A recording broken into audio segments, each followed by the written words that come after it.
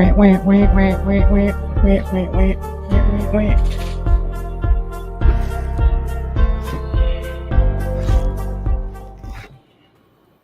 it, everybody? And a warm welcome to the NFT show. I'm your host, Philip Kalinka, and under me is Cade Bergman. What's up, fam? Cade? How you chilling, dude. Chilling. Having a good time. Awesome. We got a packed show. Lots and lots of news, lots of stuff to discuss. If NFTs excite you like they do me and you want to learn more about the NFT space, remember to like and subscribe to our YouTube channel. If you aren't already, follow me on Twitter with notifications on, and follow Cade and join both our Discords for real-time alpha. If you're an NFT project looking for an advisor or project review or channel or business considering entering the Web3 space, email me or Cade. A reminder that nothing that we say tonight is financial advice. We are not financial advisors, and you should always do your own research. With all of that said, Cade, let's get into it, my brother. Fuck yeah, baby. Yeah, there is a lot to talk about. Very exciting shit. Yeah, lots of stuff that we can chat about. So let's get into it. All right. So looking at Openc daily volume, yesterday was 21 million. The day before was 22 million. So we're definitely seeing a slight uptick in that. Bro, we're mooning. We're going straight to the moon. Yeah, well, it's looking better, but I mean, it's not the 250 million that we were doing. But that shit was wild. When we look at those stats, it's like, wild. What in the fuck were we thinking back then, dude? Like the amount of profits we could have been taking. I just wish, like, if we had just known that the market would crash, the entire world market would crash. We could all have been rich, and the only person who's rich is Philip now. These opportunities will come again. I was 2x at the peak, and I didn't sell much, to be quite honest. So not at the peak, bro. I've been selling the last couple of weeks. At the, But it's not like I sold. The only thing I timed well was my mutant, and I never converted it to US dollars. So I lost like all right, never mind. Philip sucks, guys. Stop watching the stream. Philip sells for losses. But I've learned some good lessons, that's for sure. And the next time the bulls come in, I'm going to be ready, my brother. Oh yeah. I'm ready. All right, so we got ETH sitting at pretty much flat from yesterday, 1,570. Bitcoin also pretty much flat, 23,000.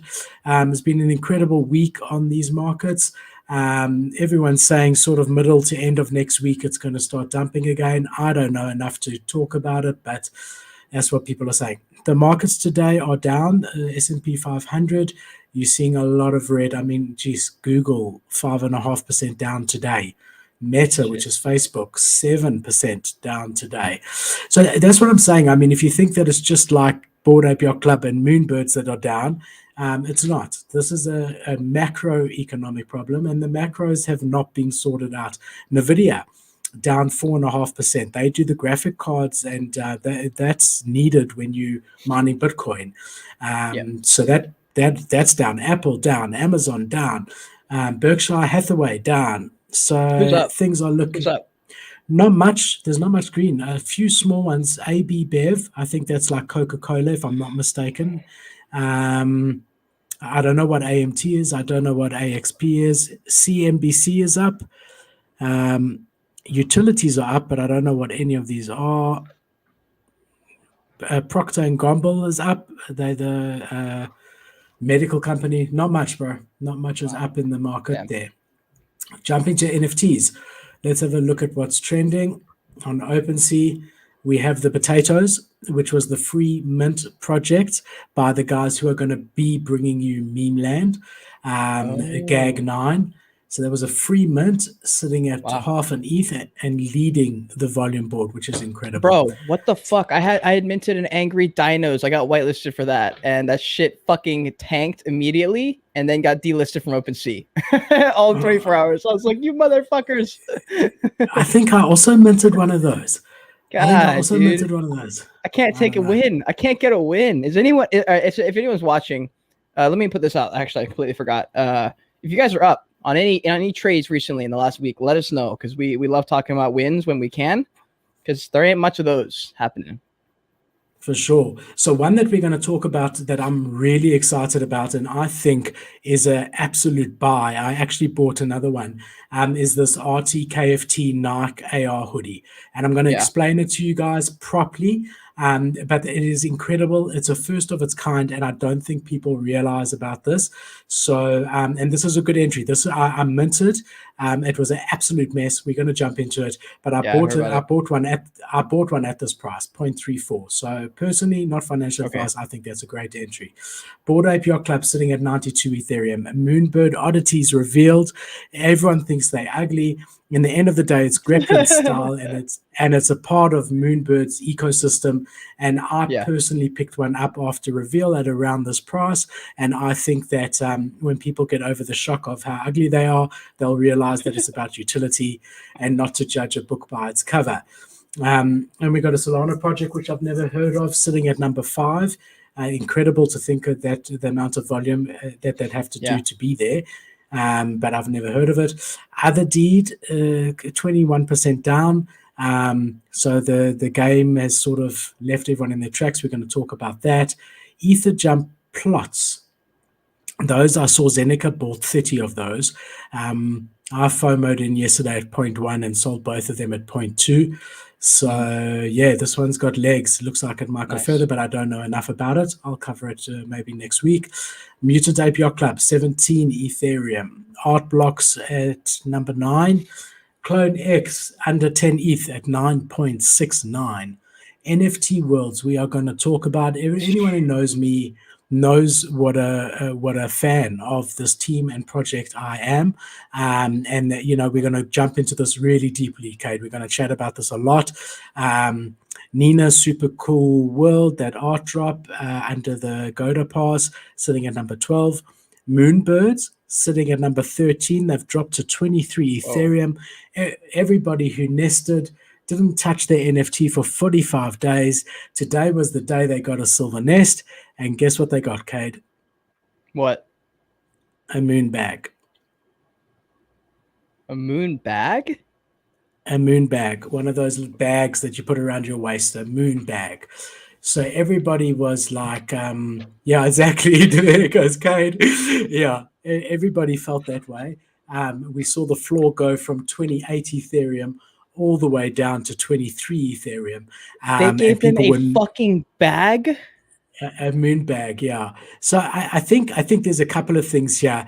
The one thing that we got to mention is that nesting is not really a part of their roadmap from the perspective that they haven't said that there's deliverables on nesting. It's not like you're going to get another collection or anything like that. But I'm a holder. I lost my nesting because I tried to list it when it pumped, and I was very upset because I thought, oh my God, I'm going to lose out on something amazing, and I'm not so upset anymore. Wow, that is beyond that. That's like when Invisible Friends dropped their close, I think, and still made everyone pay for it, even though people paid 0.25 ETH at the time when ETH was like 3K or something. I was like, fam, and then they made them buy hats. It's like five. And here's the thing: they were selling these hats that were worth like probably $5. I was like, guys, you're fucking kidding me, right? Like, I gave my holders free shit, and I'm not even rich. I didn't even charge any. I charged 3x less, or almost 4x less than they charged for their mint. For their NFTs. I mean, I had less people, but it's like, you can't even give them free hats. Like, what the fuck is wrong with you guys? I don't get it. What is that? What was the team thinking with Moonbirds thinking, they're going to be stoked about this fucking bag. Like, what's in the bag? Gold? No, so they're saying everyone's bags are going to be a different color. And I think there was other merch, a little bit of other merch involved in it. I don't know. I think they should have done more personally. But if Moonbirds had a cheap mint, it'd be different. If Moonbirds minted for free or 0.07 or something, that's different. But people paid what? Wasn't it like $2,000? Wasn't it an expensive mint? It was more than $2,000. But at the time, that was about $6,000. That's unbelievable. But if you were a proof holder, you got it for free. So that was a 25 Ethereum gift, right? Look, I mean, I think they should have done more personally. But also those birds now are silver nested, which means that, when they get to gold, there might be something big and they might fix it. But they get they get that silver nest, and now if you unnest it now, you do not lose that silver nest. So you've achieved a tier. It's the lowest tier, silver, and I'm sure on gold they will do something. But yeah, as you say, it might just be socks.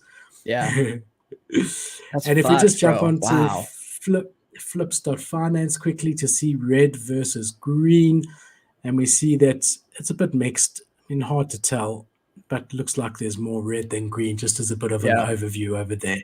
Oh, also, I saw a couple of projects that sparked my interest, because I have, for next week, I have a big podcast week. I have Dippy's on, the founder of Dippy's on Monday. I have the founder of Doge Pound on Tuesday.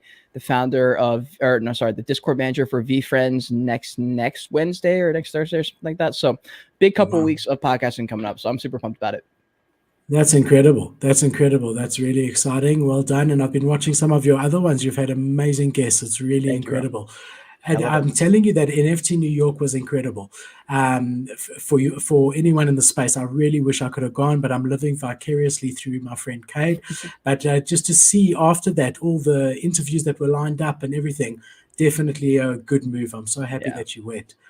Hell yeah, man. A reminder, this is Freestyle Fridays. That means feel free to chat to us in the chat. We can see your comments. If you're struggling and we can't see them, come onto YouTube. We can definitely see them there, but we can see them from some other platforms as well. We're sweeping floors today. All right, let's get straight into this, because there's a lot going on here. All right, everybody knows that Microsoft has released a statement, Minecraft, and they've said that they this is their statement. Okay. How does it affect me? All right.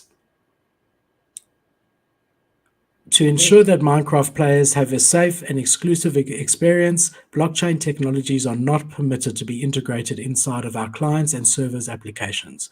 Nor may Minecraft in-game content such as worlds, skins, personal items, or other mods be utilized by blockchain technology to create a scarce digital asset. Our reason is as follows. They go on to say that they want to protect their user base and other weird things. Now, I just want to say a couple of things here. I find this incredibly strange. First of all, my heart goes out to anyone who's a holder of NFTWorld's, Llamascape, Gridcraft, and all the other projects that have Skuxverse, which has 55 NFT worlds. And anyone that really, trusted that Microsoft, being at the forefront, or one of the companies at the forefront of technology, would never take a step backwards like this. And this is a step backwards. In no way was NFTWorlds affecting them. You weren't seeing kids allowed into NFTWorlds. It's a gated community. It's not like they literally built on the Minecraft game. They used the engine. So I was very, very shocked about this. I always look at the risks in everything, and I'm skeptical with NFTs. And there was that chat that I had with Cade, and then a week or two before that I'd mentioned without Cade, that you got to be careful about building a mansion on someone else's foundation, and that's what NFTWorlds did. And I said that in relation to NFTWorlds, but I thought that was a tiny, tiny risk. I truly didn't imagine in my wildest dreams that Microsoft would do this.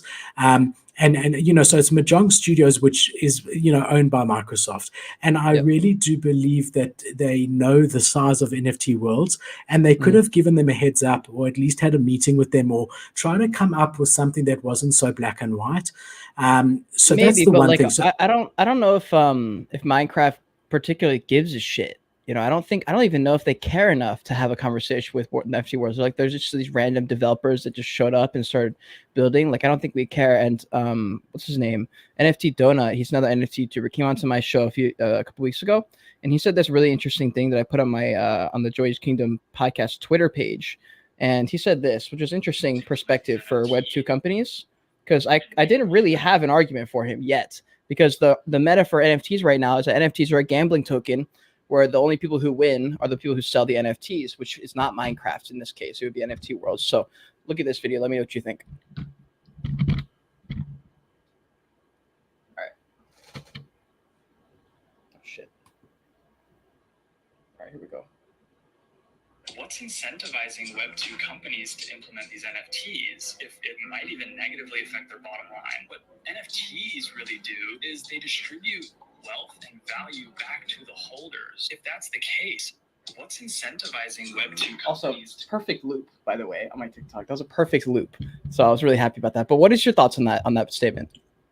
So my feeling is that if you are an existing metaverse like Minecraft or Roblox or any of those, and if you are forward thinking like you would hope these companies would be, being the ones that were the first to create a metaverse that actually has tens of thousands, hundreds of thousands of players at any one time inside of them, that to completely make your guidelines that you are not interested in anything NFT related is short-sighted and shows a complete lack of understanding of where the market is going long term, which you would expect from your bakery downstairs, but you would not expect from the first metaverses in the industry. So, if this had been another company like, McDonald's suing McGoblin, I understand that. McDonald's doesn't have NFTs in their future, but this is Minecraft. These guys created the best and the most successful metaverse out there, arguably. So for them they're not specifically calling out NFTWorld. They're saying that their policy is now that they are not implementing NFTs in any way and form into their platform. Are they going to start though with their own NFTs? Are they doing that to get everybody off? You think? No. Look, anything's possible, but that's not what they're saying in the statement. In the statement, they're saying that NFTs in and of themselves are not allowed in their ecosystem. Not for them, not for anyone. Their policy is that they do not want anything to do with blockchain technology. So that's a big shot. Until they see that money, dude. Once a couple of companies come in and they start to see the business structure, and if it's really profitable, I think they'll probably change their policies on it. But I think also the state of the market right now where NFTs are in and the way that people perceive NFTs from the outside world is probably a big reason, which I think would be a bit different if NFTs were if NFTs had been here a bit longer and there'd been some more history to look back on, I think their perspective will be different. So I think in a few months to few years when they understand it. These are guys that I would expect more from, is what I'm saying. They are maybe, at the forefront of metaverse development. No, they're not. I mean, they're not for NFTs. I mean, they are for the metaverse and gaming. But that's where the market's going. You would expect them to know that they need to embrace this if they want to be around in the top metaverse in the next 5 to 10 years. I agree. I agree they should. I just don't know if they care. I just don't know if that's something that's. I mean, they're Minecraft. Like, they're gonna be up there in the conversation regardless. I think that's probably what their perspective is. I'm just playing devil's avocado here as to why they could possibly think that this isn't a good idea, because you're right. Meta, like, some of their arch competitors are like literally building for the metaverse. In their head, they're like, oh, we don't need to. It's a waste of time. It's a waste of energy. We're doing completely fine without it. I think that's their perspective. They just don't know what's possible yet. And so I think they're just running with their tails between their legs for now. Yeah, well, they should be looking 5 to 10 years ahead if they want to have a business in 5 to 10 years. And I would expect they would from Microsoft, who are leading developers in the space and in technology. But I mean, to put this into perspective, we had a project that at its peak had a floor of 18.5 Ethereum. And as overnight, pretty much, they were sitting at 3.5, 4 Ethereum. But I mean, that's the potential of this. You've got ArcDev there, who the guys behind this are the same guys behind Grey Boys. They are incredible builders in the space, innovators in the space. So they came out actually with a statement today, which is interesting, and I want to show it to you. And so this is what they're saying over here: the future of NFT worlds. They're just saying what happened, and they're saying that that they're a cryptocurrency-enabled game.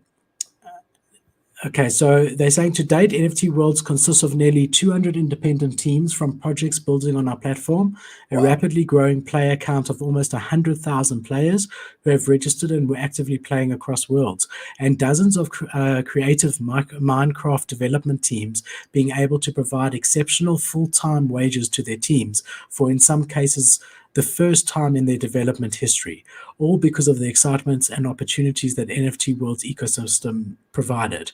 Microsoft, Mojang, and Minecraft has signaled that they have no regard for creators, builders, and players if at any moment a new idea or vision conflicts with an internal policy or opinion of their holding majority power. Regardless of their public-facing ideals around creators and developers, they say that they uphold. This is not the first time that Microsoft and Minecraft have enforced a new crippling policy or agenda-based rules enforcements on creators within the Minecraft ecosystem, and certainly won't be the last. Coming from a decade worth of enjoyable experiences playing and building within Minecraft ecosystem, this stings and feels like a violation of the true creative spirit that Minecraft was supposed to embody and enable. Minecraft is no longer welcome, and they carry on. So what they're saying they're going to do is they're going to create their own Minecraft type thing. They're not going to copy it, but they're going to create their own. So we've started bringing together the top visionary developers within Minecraft's development ecosystem to join NFTWorld as we move into the future.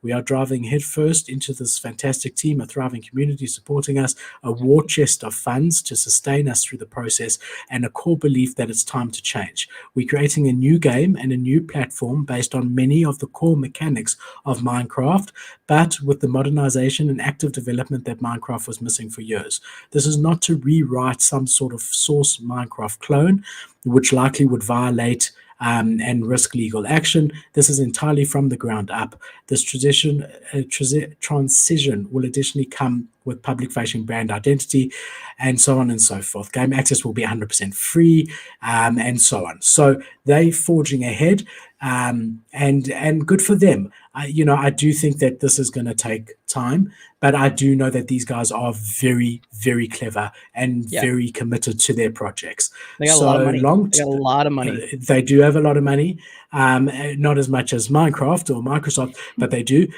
So they must be careful not to step wrong from the legal side, because that's the last thing they want is Microsoft, dragging this out in court, and Microsoft will just, financially obliterate them. So they got to be very careful. I think they're clever enough to realize that. It does seem from the statement that they realize that. So from a holder perspective, right, we're seeing here a project that was at 18 Ethereum is now sitting at 1.35 Ethereum. The question is, do we buy in?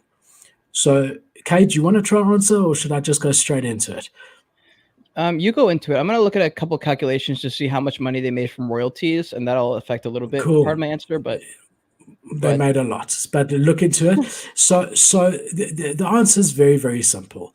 If you are a long-term vision with it, like your investing strategy is long-term, I mean 2 to 5 years, then yes, this is a steal, and pack your bags up and get as many as you can. If you don't want to have your 1.5 Ethereum stuck in an NFT for the next year or two while they sort this out, then probably not. So, they might come out with a bullish announcement in a month, or like Other D did, like almost a playable game that people can test in a month, and that might jump it up to 2. But they might not, and it might start going down to sub 1 again as well. So I'm personally not getting into it. I was in it for a very long time. I feel like I would do better with less risky plays at the moment. But long term, I do believe in these guys. I really do. And I think that they will achieve what they set out to achieve. I do.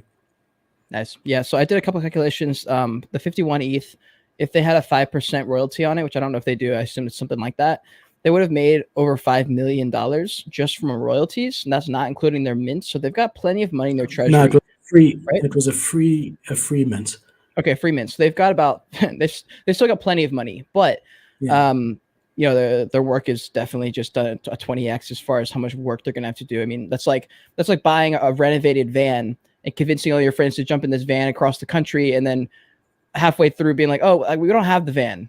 The van took its van back. We have to make a van now, and it's like, oh, that takes like 6 months sometimes, and so that's tough. It's kind of like a rug pull almost from Minecraft. And I had recorded a video covering Fuzzy Felons, which we talked about a few days ago, because I thought, Fuzzy Felons obviously did some version of a rug. Maybe they didn't want to say it like that because it sounds a bit harsh, but in the end, if you're not going to give money back to the holders and you're going to close the project and keep the money, that is a rug pull, whether or not you wanted to or not. And so I recorded that video and I had to delete it, and I'm gonna have to remake it because there's a couple of things that changed when the NFTWorlds thing happened. Because I was like, okay, so this is basically what happened to NFTWorlds. They're basically, it's the equivalent. You know, Disney sued Fuzzy Felon, said, hey, we don't want you doing this shit, take it down. And so Fuzzy Felon's closed up. And NFTWorld said, okay, we're going to do our own thing. And so the difference was, the reason I can say Fuzzy Felons was a rug is because NFTWorlds literally had the same thing happen to them, and they're choosing to push forward. And so I still think it's lie down and die. You don't lie down and die at the first sign of a challenge, right? Right. It does seem that Fuzzy Felons has done that. But they're rebranding a little bit. They're rebranding a little bit on their art. So, but I don't know if they can ever win back that trust that they kind of lost there. But either way, for NFTWorlds, I don't feel comfortable buying at anywhere close to 1.3. I would much rather wait till it's closer to 0.6, 0.7. I think it'll definitely get down there. I mean, it could go up, but I don't know. For me, if I had to place a bet, I'd place a bet closer to 0.6, 0.7 than the 2 ETH floor in the short to midterm, but who knows? And then in response, we had Epic Games come out and say they definitely won't follow Minecraft's lead and ban NFTs, says the CEO of Epic Games. So we had Epic Games. Didn't they renounce NFTs a few months ago, or is that another company? No, that's another. A lot of the gaming companies don't like, but Epic Games is embracing. Okay, that's good. He was on the Logan Paul's podcast a couple years ago. He seemed like he was a really cool guy, so I'm not surprised. I remember that conversation. Yeah, well, it's not even about being nice to us. It's about understanding where the future is going to be, and that's what I mean by that. Yeah. Yeah. I mean, and as I say, you'd expect Microsoft to understand that. Yeah. They clearly don't. Facebook understands that. They've rebranded the whole company Meta, and 90% of their staff complement have been working on this for the last 6 years. That's why that's why I don't get it, dude. Like, why is it that the biggest players in the game have just basically been like, all right, crypto's the answer. Like, crypto's where we're headed. Everything is going digital. Of course, money and currency is going to follow. It just makes sense. Everyone's going more public. It makes sense to have a public blockchain that people can track stuff. This is clearly the answer. And like, there's so much pushback. You know that quote? It's like first they laugh at you, then they fight you, then you like something else, then you win, kind of thing. It really does feel like that. And it's just like when Mark Zuckerberg and Gary Vee and all these world leaders and these massive company CEOs, Coinbase CEO, like all these people are starting to talk about this future of the metaverse and this world. It's like, yo, whether or not you want this to happen, it's going to come because they are building it right now. They are building it, and they literally built the prior social media framework before. So why do you think it's not going to happen this time? Like, it's literally going to happen with or without you. It's going to happen. So I'm kind of in the same boat there. I don't get why they haven't. And rather embrace it and rather get in early and use this. We're just going to lose out. But also, I really feel for the 200 projects that have spent a lot of money and time building on NFT worlds. One of them is Dogepound. They've got one NFT world, so it's a good thing to chat with her about when you speak. But I mean, look at this. I mean, people have hired digital architects to create their worlds, and it's taken away overnight. Now, I do think it's very important to understand that because this is blockchain technology, you have not lost this. So once NFTWorlds does create their own Minecraft-like engine, you will be able to literally just move everything that was built over onto this. So you haven't lost the development. However, if you had an active playing base and whatever, you screwed now, for the short term, because no one can get in at the moment. That's tough. That's really tough. All right, so our next one, a small one before we get into RTKFT, which I'm really, really excited to chat to you about and show you a whole lot of shit. But just a small one. A lot of people probably know Pre-Mint was hacked. They were hacked quite badly. It resulted in, I think they said, I don't know the number, but a big number. I think it was $5 million or something. Wow. I don't know. That basically when you went onto their website, someone had infiltrated it, put some code, asked you to sign. The signature was not a normal signature. It was a set approval for all, which you should never ever do, and that allowed their wallets to be completely drained, and NFTs and ETH were taken. So something something that I really, the reason I wanted to bring this up is because without hesitation, Premint has come out and said they will be refunding $500,000 in Ethereum to hack victims. They basically, if the floor of your NFT was 1 Ethereum, they will be paying you in ETH 1 Ethereum. They also have they've acquired a company called Vulcan to prevent similar hacks from happening in future. And I think if there's ever a playbook for how to deal with a hack, this is it. My hats go off to these guys. This is not their responsibility. Let's make that very, very clear. But they are taking full responsibility for it, nonetheless, protecting their community and investing to stop it from happening again. And when you contrast that with Zeneka's hack that happened, where he said he wants to make this a learning lesson for everyone, and therefore he's not going to be in any way compensating anyone. Everyone must be responsible for their own wallets. I think you can see the difference. And I've got absolutely nothing against Zeneca. I respect him quite highly in the space, a bit less since that statement. But, either come out and say, look, we're not refunding you. We don't have the cash flow. We're really sorry. Or come out and say, we're going to try and help. But don't turn it onto the victims and say, you guys are idiots. Yeah. You got hacked and now learn your lesson. So, it's not so much that he's not coming to the party. I think that's a little part of it. But the bigger part of it is the way he's doing it to make people feel like they were in the wrong, which there might have been fault on their side, but there's also definitely fault on his side. He allowed his account to be hacked.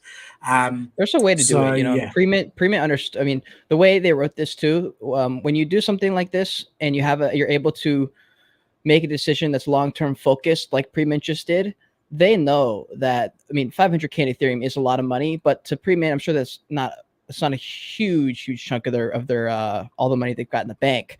And so for them, they're aware that if they make this statement and this goes out to the public that they refunded everyone this much money, that looks so good for their future and for the narrative of who they can trust for a company like that. And they've essentially just cemented themselves as trustworthy, even after getting hacked. Now people are like, oh, they got hacked, but they refunded everyone, and they handled it with class, and like these headlines that come where it's like Premint donates money back to the holders. Like that looks so good for the brand, and that's where that that's an investment in their future, in their brand. I look at it the same way, if you're able to at least. And with Zeneca, I don't expect him to have been able to afford to pay everyone. No, I expect him to be able to afford. I do. It depends who you are. Like if you're Andrew Tate and you're famous for screaming at people for being idiots, that's something where you could say, "Go fuck yourselves. You should have been protected." But Zeneca's like a nice dude on Twitter who makes funny threads and has like a. But bro, hold on a sec. If he has to sell 1/10 of his NFT holdings, he could cover all the losses and. Oh, was it only that much? He holds a huge amount of it. Have you seen his wallet? He's probably got $3-4 million inside of there. Oh shit! Okay, how much was lost in that hack? I don't actually know, but if only 500K was lost in Premint, which is massive, and everyone is connecting to it all the time. Let's say worst case 500K. Sell your Moonbird. Sell your ape, one of your apes, and I don't know. Look, it didn't sit right with me because of how he turned the tables and said, "Oh, let this be a learning lesson to you all. You've had something stolen from your wallet. I've had something stolen from my wallet, and we're both in the space. We're both not idiots, and already you feel embarrassed and horrible about it. Imagine if someone came out to you. You could have done like a fun little let's turn this around and let's make this right or something." But he's going to get headlines. He's going to get clicked for that. Yeah, and to make it their fault is where I'm picking a bone. And I've never publicly said anything bad about anyone. But you got to call a spade, my friend. All right. Oh, God, here we go. RTKFT.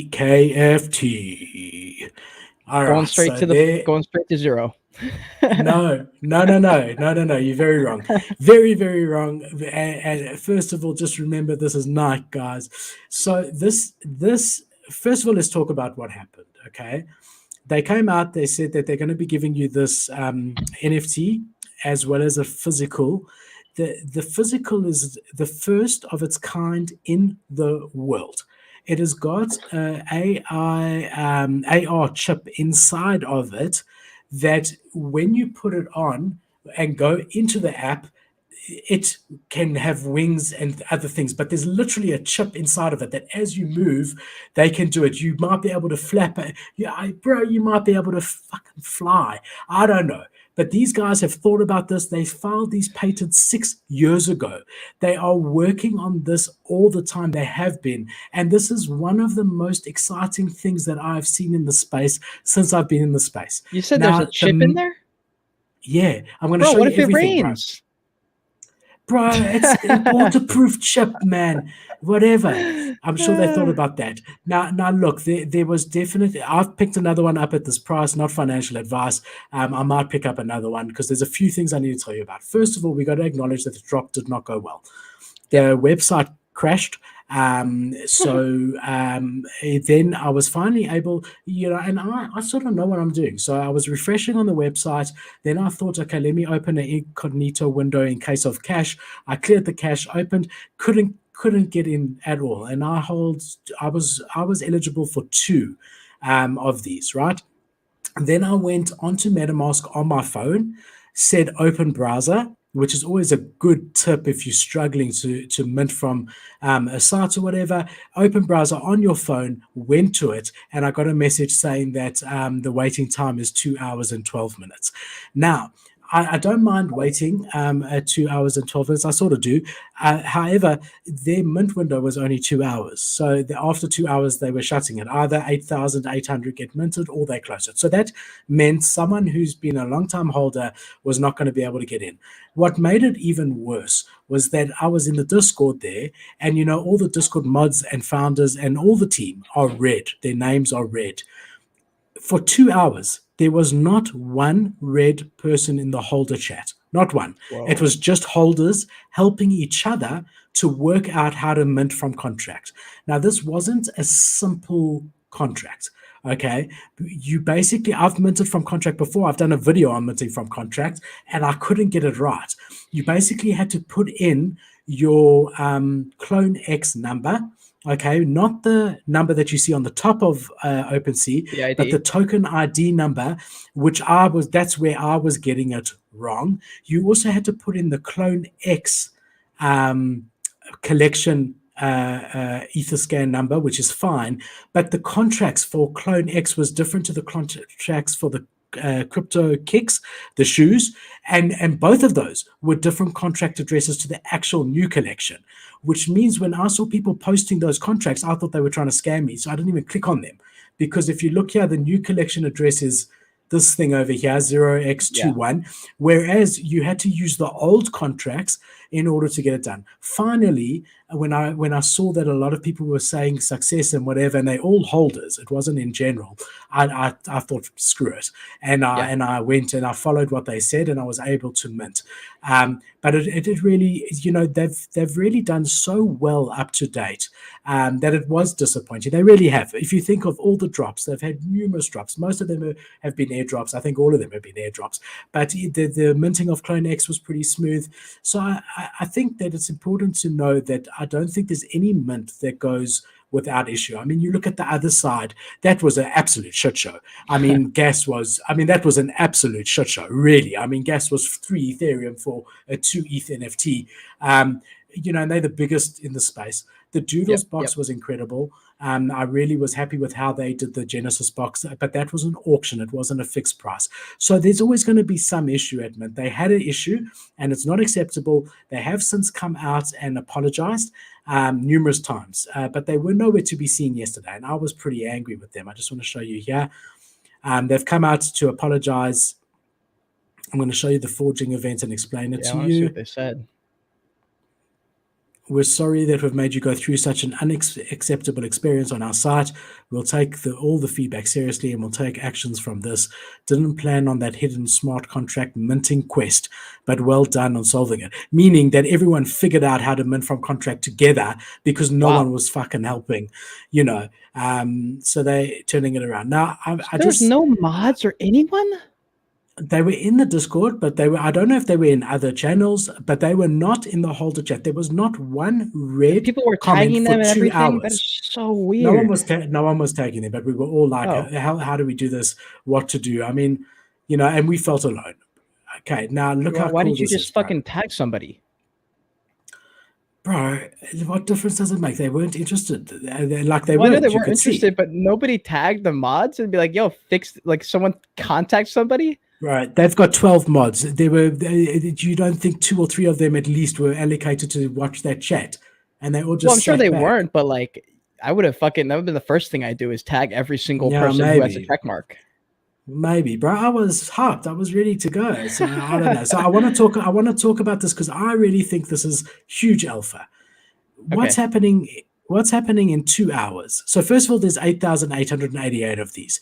So what's happening in 2 hours is that one who owns one of these has got the option to burn this NFT in return for another NFT, a different one, as well as a hoodie, an in real life hoodie with an AR chip inside of it.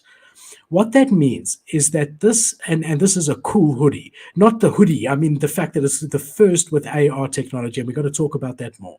So what that means is that this 8,900 is going to be continually going down because people are going to claim. Most people who have been in the ecosystem were able to claim 2 or mint 2. It was 0.2 ETH, the first time they've charged for anything since the original collection. So I personally will be holding 1 to resell when supply goes down at a profit, and I want to forge 1. And forging means get a physical hoodie for it. So here you can see the forging event goes live 3 p.m. PT time, which is in 2 hours time. And this is what they're showing us. So your Clone X will be able to wear it in the metaverse, but you will also be able to wear it in AR and become your Clone X. Like this is a person wearing it, and the chip will allow it to do that. This is groundbreaking stuff. This has never, ever been done before. I will not be wearing mine. I will be keeping it sealed to one day resell. I think that this is the first of its kind. We are collectors. This has never been done before, and this is Nike technology. I think it's incredible. Sorry, Cade, I know you there. I'm sorry. I'm just like excited. No, I'm not even a holder, so I can't even return that same enthusiasm. And mainly, is this going to be as big for people who aren't holders of Clone X? They're not even going to be able to participate. They don't have a Clone X. So like, what's the benefit for anyone not a holder to get one of these hoodies or NFTs? No. So if you have the hoodie, you would be able to wear it in the metaverse on your NFT. On the same NFT. As their crypto, yeah. The same as any metaverse ready, like voxelized NFT. The same as the crypto kicks. And you'll be able to wear it in AR as well. So you would be able to do a movie with it on if you want, the same as your shoes. So it's not just for holders. Obviously, they're showing it on a Clone X just from a branding perspective.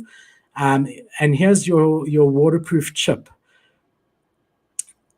Wow, very cool. Very cool. Once you receive your in real life hoodie, you'll be able to connect your NFT to the NFC to authenticate your physical hoodie. Hold on to those NFTs. So I do think long term this is really, really incredible.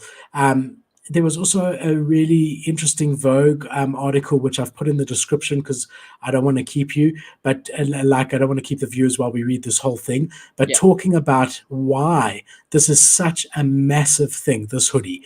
I think a lot of people, because of Adidas, and are just thinking, okay, it's a hoodie, great. No one's really understanding the monumentalness, and it's not a word, of this. So please read this article if you're interested. But it is the first of its kind, and it's something that I think is quite incredible.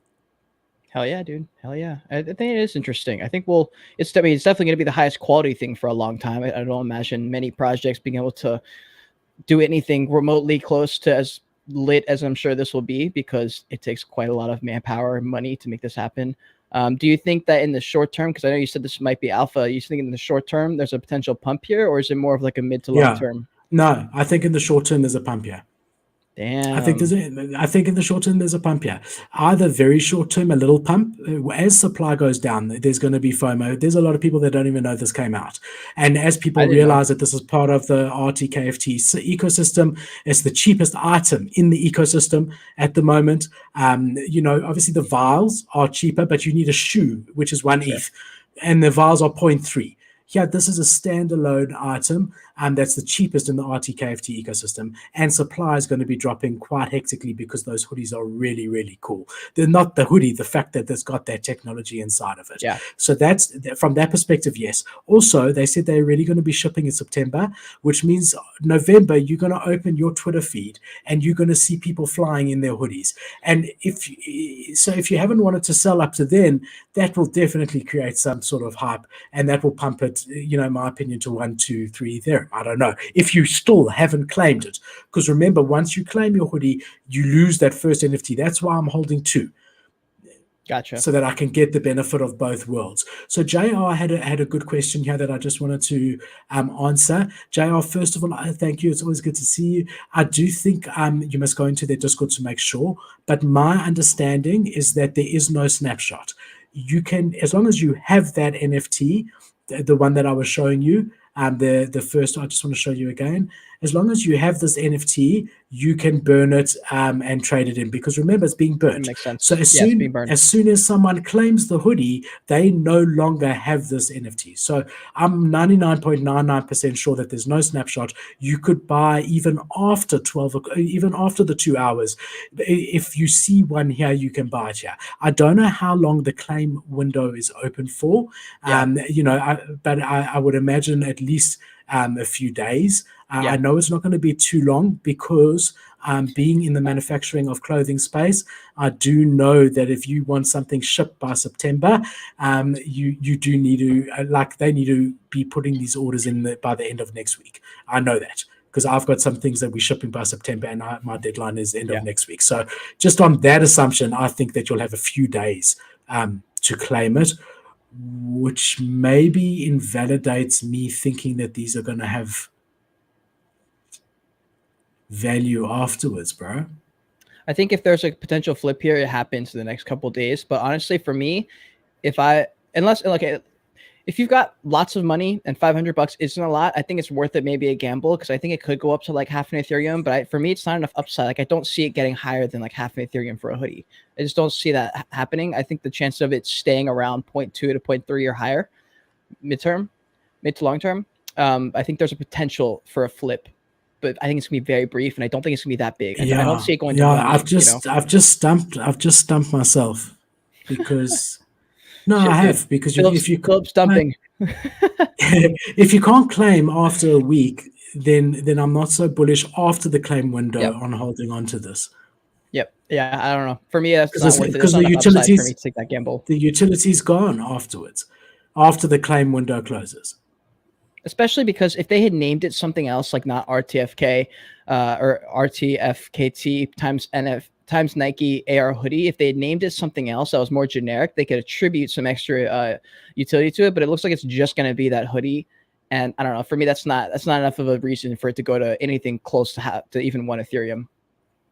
So if the claim window was open indefinitely, I stick by my theory, but it can't be. Yeah. NFT plus forging, private mint, access granted.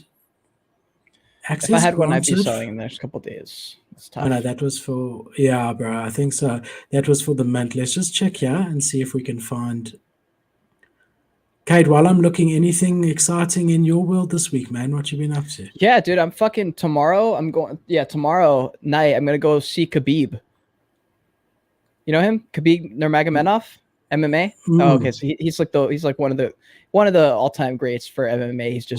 He's retired in the last couple of years. He's coming to Seattle for a talk of some sorts, and I saw it was like $50 for a ticket, and so I booked it. So I'm gonna go see him in person, which is weird because I've seen literally every single video on earth that's ever been made about Khabib, and I'm gonna be able to see him in person. So I'm excited about that. And then other than that, no, just podcast next week, work stuff. Here's the answer. I take back everything I said. What if I don't forge? And this is from RTKFT Twitter. You will lose out on the physical hoodie. There will not be another forging event. Don't miss out and get the first. Closes Monday the 25th. So it's literally open for 2 or 3 days. Yeah, they've got to get these orders in. So it is going to be very interesting. So I'm not as bullish anymore to hold it past then at all. It is going to be interesting to see what does happen to this value when there's only 500 left, just as a collector item, an unforged, without it having the ability to forge. I've never seen that before. Usually they automatically forge it. Like if it hasn't been opened, they open it for you. I've never seen one. So it's going to be interesting. I don't think it's going to go up, though. So I don't think it could go more than half an ETH, honestly. Might be like, unless you bought that at 0.15, I think 0.34 is it's an expensive buy-in for me. No, well, it was 0.2, eh? The mint. Oh shit, it's down a little bit. You see, as we're talking about it, the price is dropping. Shit. Volume done 634, 1,300 sales today. Yeah, no, so I would only buy it to redeem it. You then get another NFT as well as the hoodie, right? So I would buy one. I shouldn't have bought two if I'd known what I know. But that's why we're here. I make the errors so that you guys don't have to, right? Exactly. Thank you, Philip. Thank you for dumping on your own bags, basically. I feel sorry for the one guy who tuned in and saw me so excited and went and bought 10 and tuned out of the show. That's what I like. I don't know if there is one, but I'm just saying, I just hope that somebody was listening to us and then oh my God, let me go buy all of them, and then we have a brains. We will not be reimbursing you. Sorry, we're gonna pull Zeneca on you. Well, I don't know. Yeah, okay. Otherside game demo and light paper. So they had their game demo. Did you see this? I didn't see this one. The one in a real world, bro. No what? Wait. What is this? This is the other side. After their 2 test runs in the white world. Yeah. They had a gameplay in the real world, which was incredible. Bro, there were 4,500 people in there. There was no lag whatsoever. It was absolutely incredible. They had these big Yodas coming out that you had to jump at and fly at and try attack. They then at the end, that was the beginning. Then at the end, they had a quick teaser video, which I'll try to find for you. But it was very, very quick. But apparently it was just incredible. It was absolutely incredible to see that amount of people in a playable world at the same time without any issues whatsoever.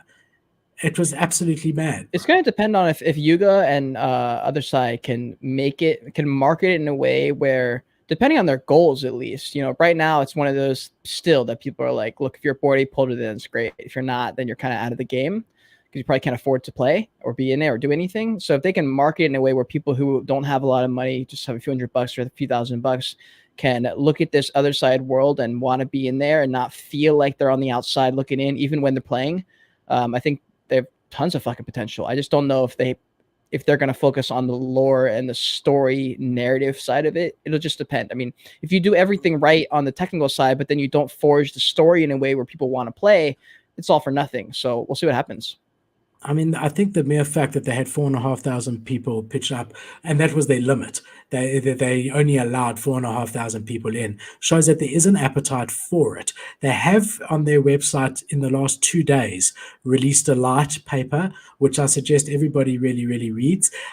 But they've also come out and said that they want to build an inclusive metaverse. They wanted to be able to support multiple NFT communities and for everyone to be able to come in, and that's what they're building towards. So look, this is going to still take time, but it's definitely incredible what they've achieved in the 2-3 months that they've achieved it. And the way they've done that is by using the improbable system, which is already had this technology for this type of thing before. Sorry, Cade, yeah? I was just going to say the one thing that EULA could really benefit from, which they're not going to see this, but I wish they would. I wish all companies and conglomerates would see this, is having a spokesperson for the company, like a UGC creator style person who people like, who can be kind of like a spokesperson for them and come on every few weeks or something and deliver an update in the form of video, so people can have something to tie their belief into other than just like a video or a gameplay. I think I said the same thing. Like I just did a review on Planet Zolo for Journey Crypto. And I was like saying the same thing. I was like, look, you need either you, like it should be you because you're the face of the project, but someone needs to be like a speaking figure, kind of like how Neo Tokyo has, what's his name? Their speaker announcer dude. His like name's Rick or Mike or something like that. And like whenever there's an announcement, he's the guy who makes it. Even though he's not a real person, he's just like a character in the game. To have something like that, I think would be so helpful, especially for onboarding new people. Because I'm going to assume that most people who just participated in this were people involved in the Bored Ape Yacht Club ecosystem, which is very select few people. Yeah, it's a very small percentage of the population NFTs. You know, for sure. For sure, I agree. I do think that the way that they've included their community in testing this is very, very good and very positive. And I think that that's something that more projects should do. Include your community literally in the development of your roadmap, like literally in the steps of it, instead of it just being, okay, look, update, we going to get it beta tested. No, guys, come beta test with us, because that it creates that, relationship with the game. These 4,500 people that were in there are like going to shout it out loud and wide, Yep. You don't have to do the marketing, dude. They'll do that shit for you if you make them feel special. Yeah. And the other thing they have said is that ApeCoin will be the ecosystem that's governing the Otherside. That's what will be used. So just like Sandbox has Sand and,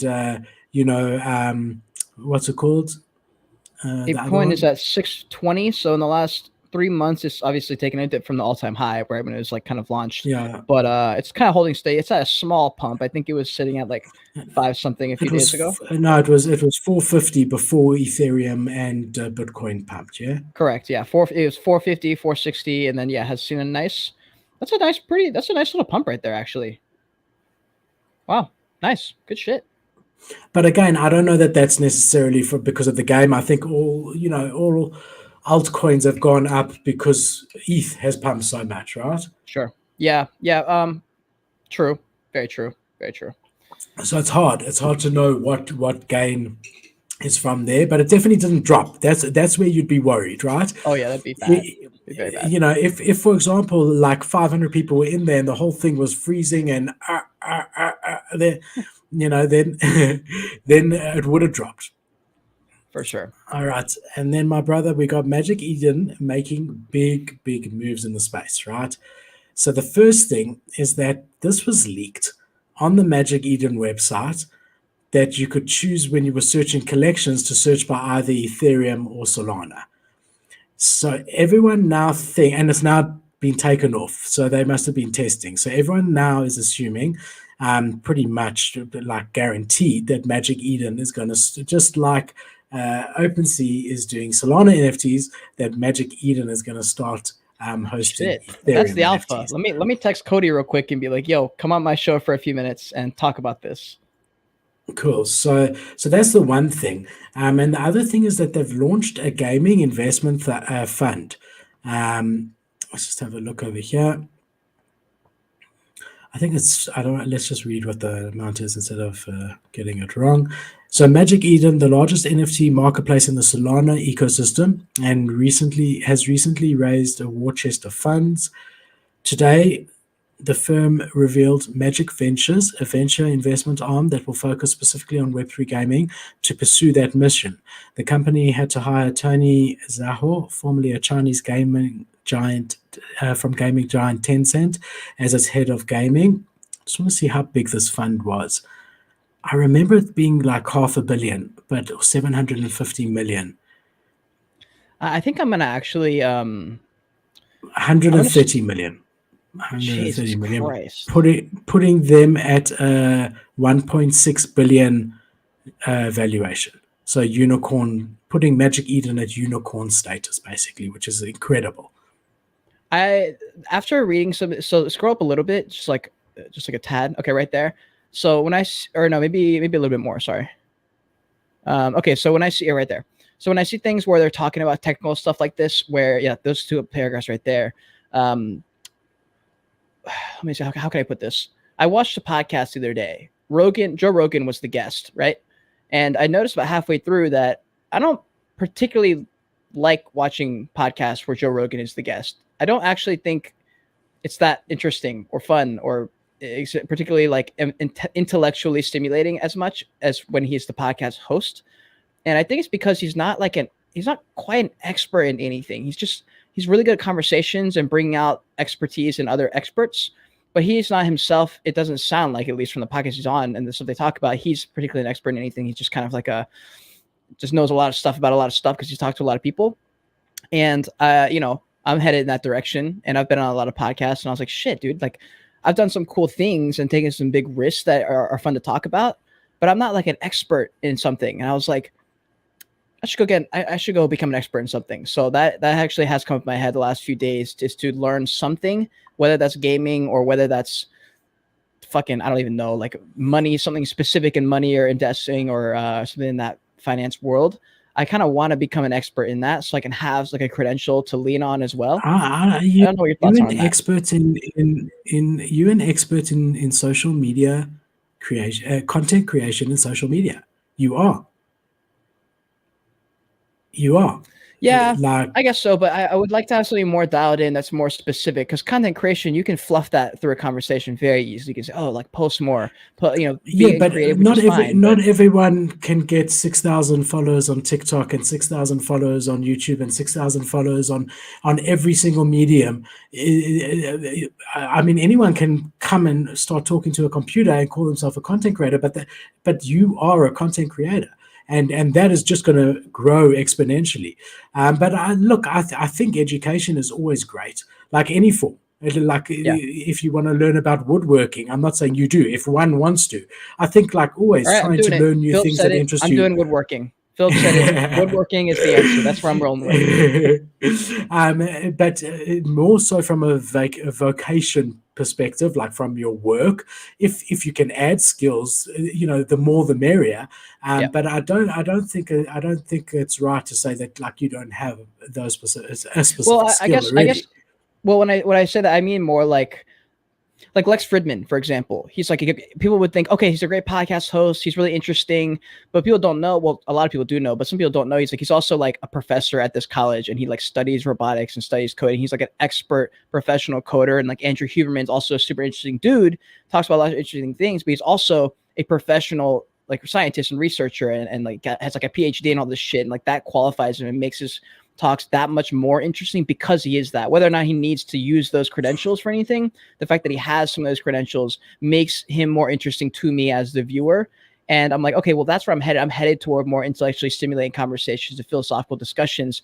It would help me to be qualified in some regard, just for my own. No, fine. But I heard like it used to be when I was at school, just that generation of like primary school used to be like, you get your report, and let's just say, for example, you got like a great mark in maths, but your history mark was like a fail. Yeah. Then what they would do, your teacher and your school and your parents, was they would get you extra history lessons. And I heard a really interesting talk that said, you know what, that's the wrong approach. You should get that child extra maths lessons. Get him better at his strength.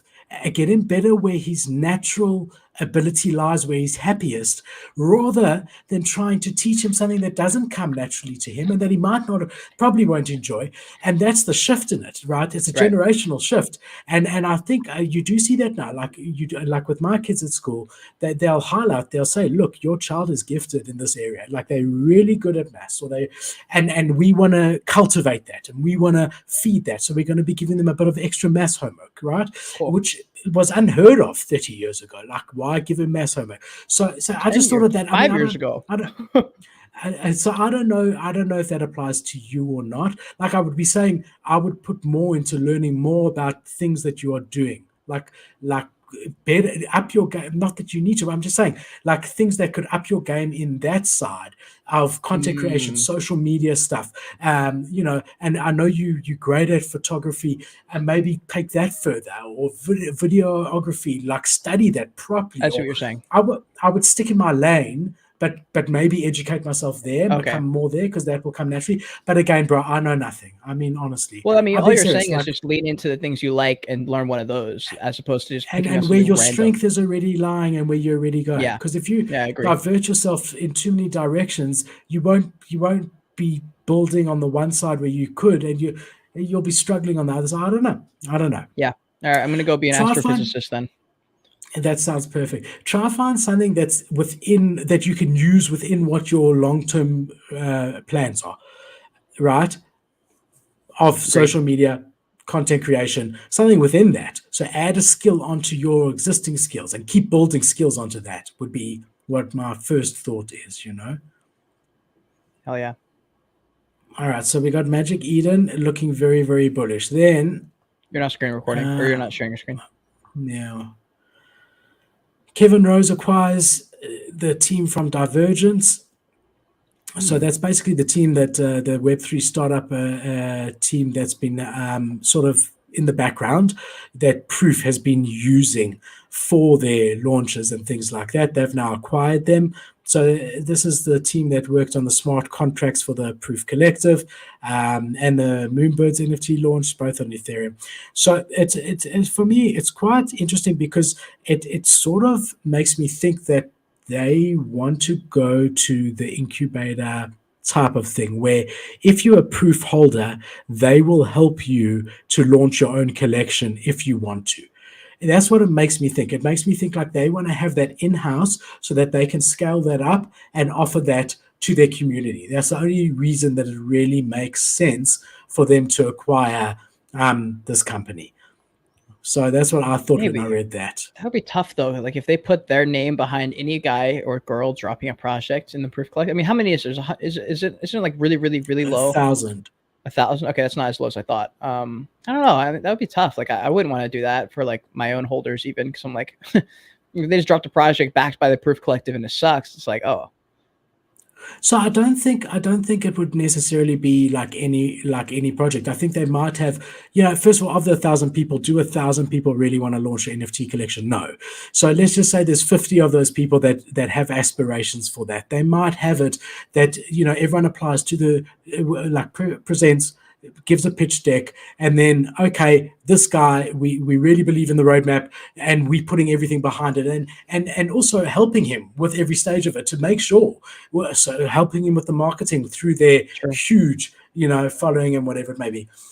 Otherwise, why would they do it? Because it's not like their roadmap is just to do a Yuga and just launch collections. They've specifically said that they don't want to flood the market with too many collections. So why acquire the team that does your smart contracts for new collections? Unless they're launching a new collection themselves every month, which they're not. That's true. That's a good point. Yeah, I'm not sure. That's tough. That's a tough one right there. They're just building shit. I mean, it looks like Proof Collective and Kevin Rose, I think, have been doing. I mean, not Proof Collective. Kevin Rose has been crushing in the last decade of content and being the dude. And so I'm not surprised that he's making probably business moves that we probably don't understand the exact depth and the exact direction he's going. But it's one of those things that I believe in Kevin. That. Tom is a huge fan of Kevin Rose, by the way. He's been following that guy for a long time. Yeah, I think he said that, right? In the last podcast, I watched it. That's how he got into it. That's why he got into NFTs. He was following Kevin Rose well before Kevin Rose was into NFTs. He looked up to him as a businessman. And when he heard a podcast with Kevin Rose and this other guy, I can't remember the name that he said that he saw the excitement so much and he respected these guys so much that he was like, balls to the wall, I'm going into Web3, this is the future. Yeah. Oh, hold on, your audio. I love having him. Oh, no. I'll fix it. Is it crackling or is it like it was before? It's super crackly, yeah, super crackly. Okay, your connection's a little bit laggy. It might be a connection thing, Wi-Fi maybe.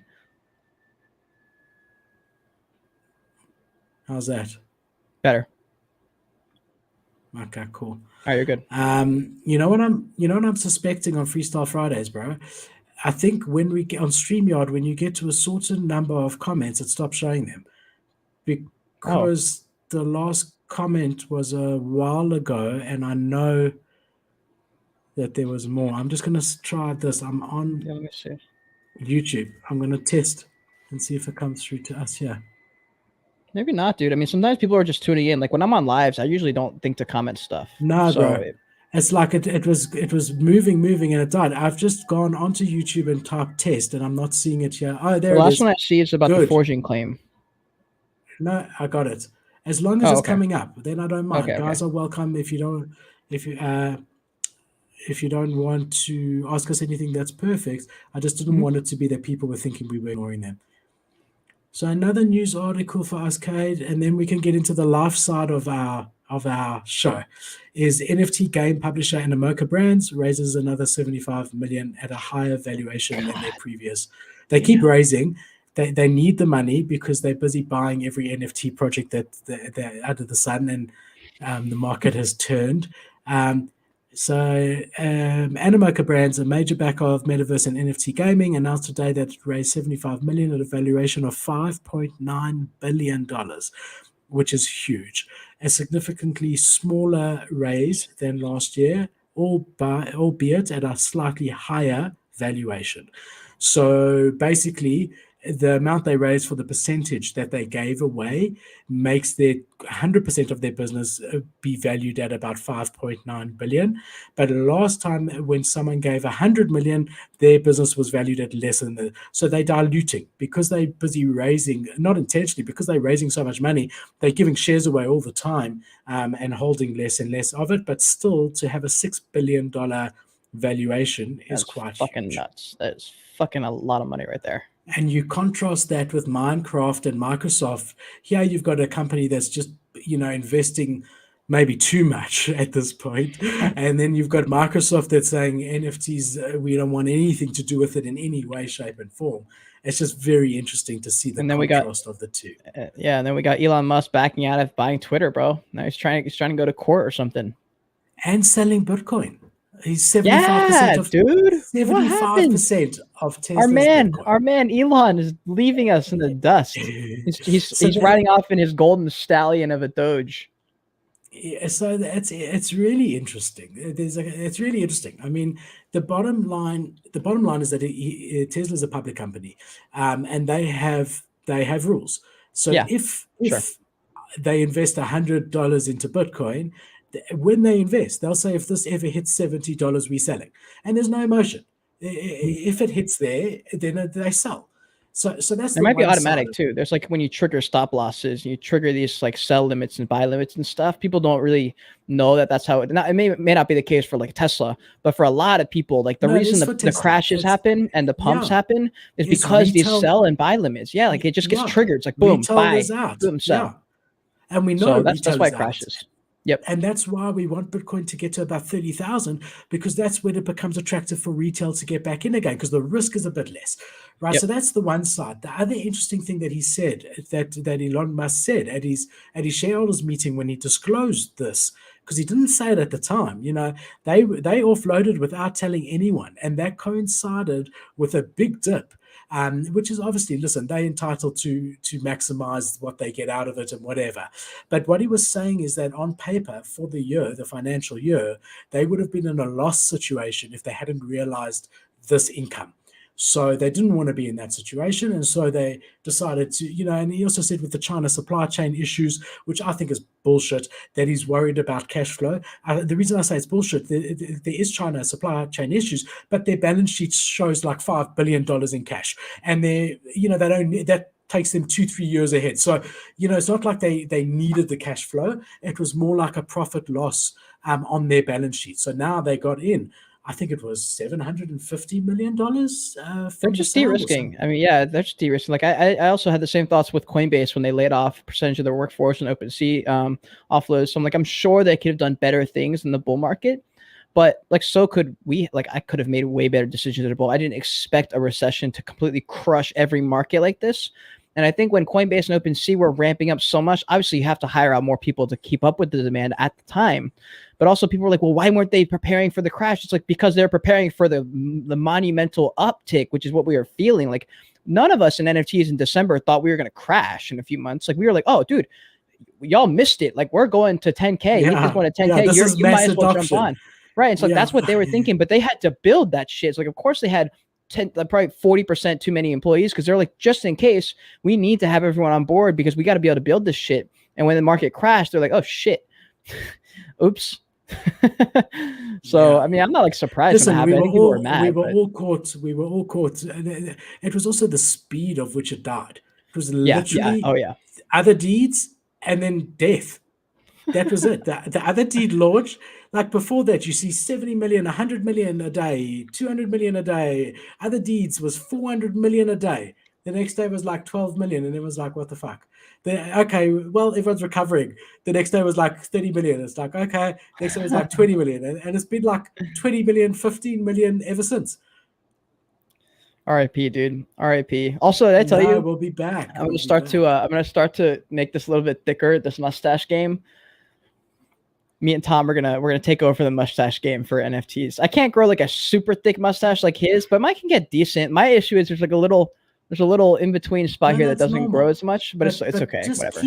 Keep this also. I'll keep this. I'll keep like a very, very slight stubble here, but it's gonna be shorter than this. I want this to be a little bit more prominent. I've had a mustache before, and it actually looked okay.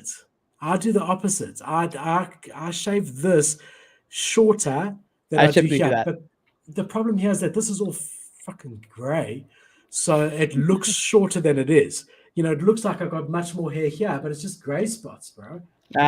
You should do this one. What's it called? Like the Tony Stark one, where he just keeps this part and like something like that. You would look like a badass, dude. You'd look like a badass. I had a goatee at a stage. Bianca likes this, so that's okay. And I'm impartial to anything. So Bianca likes it. She likes it like more or less, like she says, unshaven. But I've had different things, man. I used to have just a goatee. Then I did have a moustache for a while. It doesn't suit me. But all right. And what happened with your tattoo and your hair highlights and all of that? Nothing really has happened. I'm just waiting. Have you decided which one you're going for? Okay. I'm probably gonna go with the tattoo, but I haven't decided on the exact thing that I'm gonna actually tattoo on my arm yet. So I'm going to spend probably honestly, it's going to probably be a while. Like I'm still going to spend a few months deciding on one, because that's going to be a prominent tattoo. Like that's going to be a like right there for everyone to see on like all my videos. So I need to make sure it looks really good and it's like perfect and it has proper branding. If I decide to add some kind of branding bit to it or something like that, like I want it to be a really, really good tattoo. So it'll likely be a while. I might get the hair before because of that. We'll see. We'll see right now. But I've got the perfect thing for you. Like perfect. An oddity? No. The NFT show. Oh God, the NFT show in all caps, Times New Roman font, right there on my wrist. With a heart emoji. And then I'll put your Bored Ape right there, so you can never sell it. Yeah. Hope I'm not late. They're like an hour and a half late. I mean, we're talking laugh now. The NFT stuff is done, but definitely go back and watch. There was a lot of stuff. Just to recap, I'm going to miss some of it, but we spoke about RTKFT. We spoke about the Otherside. We spoke about the pre-mint hack. We spoke a little bit of shit about Zeneca and his hack. We spoke about Animoca Brands. We spoke about Kevin Rose. We spoke about Magic Eden. I said you should buy the RTKFT hoodie. Then I realized that you shouldn't. So that was a bit interesting. And we talk about Nickelodeon? Yeah. I'll pull it up. I don't know. We can. For me, it came out of nowhere. I don't know what to feel either. I said this on my last show that the creator of Rugrats, the actual show of Rugrats, followed me on Twitter a few months ago. Talked to me, we like chatted for like a second, and then he fucking unfollowed me a few weeks later. It was so weird. I just thought that was so strange because he followed me and then like Nickelodeon drops their project. It's not like directly tied to him, but it was weird that the creator of Rugrats like followed me and he was like following some random like, it's NICK. Gotcha. Thank you. And then E, not O. There you go. Like that. Top one. I wish it was SpongeBob. I mean, I don't know. Maybe it's my age, but I don't know these guys, bro. No, dude. Rugrats is a 0.11 floor. Is that good or bad? Scroll down. Oh shit! They have dumped tremendously. Okay. All right. Never mind. I thought they were going to be a bit stronger than that. I don't know. Wow, that was short lived as fuck. Wow. All right. I thought they were going to be at like half. More like a collectible. I can't imagine. Have they said that? I don't know much about it. Have they said that they've got utility for them, or is it more just like? No, they haven't dropped too much information, but people are really happy about it. A lot of people were bullish on it, but I guess they're not actually bullish because the floor price is tanked. No, I think the market is weird. What was mint price? I think it's $50. Okay, so you're still 3-4x, no? Oh no, yeah, you're big time up. I'm just surprised that it has crashed since like yesterday. I think it was like 0.2 or 0.4, something in that range. They've got their own marketplace. That's yeah. I mean, they've done a bunch of cool stuff. I just don't know if like for example, when we saw Cool Man's Universe drop their babies, right? We saw that the same audience that watches his show on TikTok and YouTube is not the same audience that invested money in that Web3 space. They're a very different audience. They don't care about the show. They care about the narrative of having a show so that they can flip their NFTs. And I think it's a bit with the same with this Nickelodeon. People are banking on the name of Nickelodeon to flip, but I don't know if they particularly give a shit. Like, it's the same thing I talked about like 6 months ago. I said, I don't want a Nike NFT. You know, that's kind of funny now that they have like Artifact, but I was like, I don't want a Nike NFT. I want whatever Nike is in the metaverse. And I was like, so either they have to buy someone who's cool in Web3 and then put their name behind them, which is exactly what they did. So props to them for doing it. Or they just got to not do it because no one's going to want them. It's like it's like any company who comes in, like you want the one that is more culture focused that like we actually can connect to. And so I don't know. Yeah, for like Nickelodeon, they dropped a project that's cool, but I would have rather them have backed up another project that we like. You know, if Nickelodeon had sponsored fucking whoever, Subducks or something random like that would have been cooler for me than a Nickelodeon dropping their own project. I just don't think it's like longevity wise. I don't think that's like a thing. Well, that's why I want to see. I mean, the fact that they got a marketplace is more than 99% of Web2 guys that come into the Web3 space. I just want to see if there's any future roadmap. That's why I've just gone in here. Here, hold on. I'm gonna use the bathroom super quick. Let me know what you think. All right. Be back in like 2 seconds. So we say here, product releases. Yeah, so they said there's going to be lots of releases. Always be releasing. That's the name of the game of Recur. We try not to brag, but we're invested in building for our community and improving transparency. While some updates may feel a bit more exciting than others, want to make sure that you know all of it. Keep reading to see what we've been working on this week. Top Gun Maverick Pass Holder Reward. Okay, that's just like a challenge. Calling all captains and admirals. Star Trek Continuum can now be resold. Top Gun Mavericks codes are still on the way. New challenges. Miscellaneous. It's just got official links. It seems like this isn't their first rodeo. Let's have a look here. So they've got Care Bears coming out as the next one. I wonder if Nickelodeon holders will get... No, they've got Top Gun. I didn't even know a Top Gun collection existed. 0.01. 98 items.